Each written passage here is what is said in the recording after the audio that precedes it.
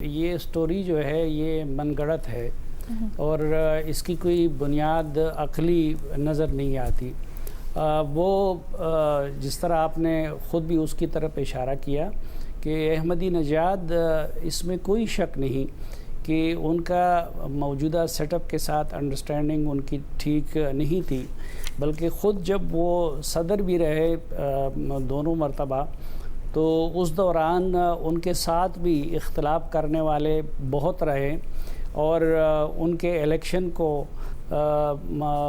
متنازع چونکہ وہ بن گیا تھا تو اس سلسلے میں ان کو مجلس خبرگان میں بھی بلایا گیا اور جو رہبر اعظم ہے وہ بھی ان کے حامی نظر نہیں آتے، ان کے دونوں دور صدارت میں وہ ان کے حامی نہیں تھے۔ لیکن ان سب کچھ کے باوجود جو خود ان کی شخصیت ہے تو وہ بڑے ریجڈ قسم کی شخصیت ہیں اور وہ انتہائی اینٹی امریکن ہیں، وہ حد درجہ اینٹی اسرائیل ہے۔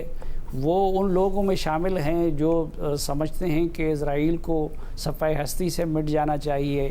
ایون عربوں کے ساتھ بھی ان کے تعلقات کچھ بہتر نہیں تھے۔ تو اس طرح کے شخص کو آخر کس طرح موجودہ رجیم کا متبادل بنایا جا سکتا ہے؟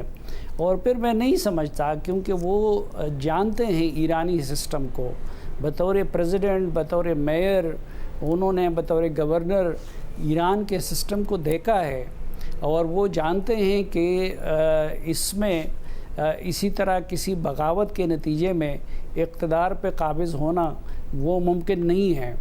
اور پھر جب انہوں نے ظاہری بات ہے کہ یہ دیکھا ہوگا کہ دشمن کے ہاتھوں اور جس کو وہ دشمن سمجھتے ہیں اپنی قوم کا، یہ رائے تو ان کی کانسٹنٹ رہی ہے، اپنے ڈومیسٹک ایشوز پہ ان کے اختلافات رہے ہیں، لیکن امریکہ کی دشمنی پہ اور اسرائیل کی دشمنی پہ اس پہ ان کا کوئی اختلاف نہیں تھا باقی قیادت کے ساتھ۔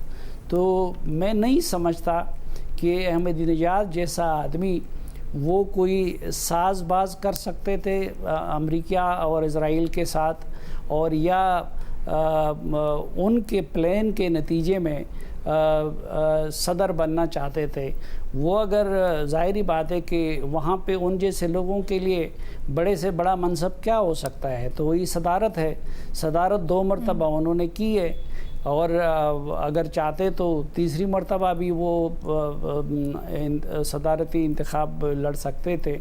تو میں اس پہ یقین نہیں کرتا کہ یہ پلان انہوں نے امریکیوں کے ساتھ مل کے بنایا ہوگا۔ تو پھر مقصد آپ کو کیا لگتا ہے اس وقت اس پیس کا، اس آرٹیکل کا؟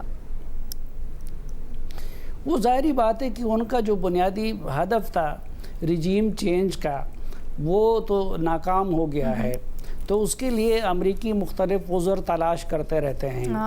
تو کبھی ایک طرح کے، کبھی دوسری طرح کے، کبھی کہتے ہیں ہم نے رجیم چینج کر لیا ہے، کبھی دوسری طرح کی باتیں کر لیتے ہیں۔ تو اب انہوں نے ایک یہ کہانی گڑھ لی ہے کہ جی ہمارا جو ہارس تھا وہ احمدی نژاد تھے۔ بیسکلی وہ یہ کہنا چاہ رہے کہ احمدی نژاد ٹروجن ہارس تھے ہمارے ایران کے اندر، لیکن وہ آپ اس کے اوپر یقین نہیں کرتے۔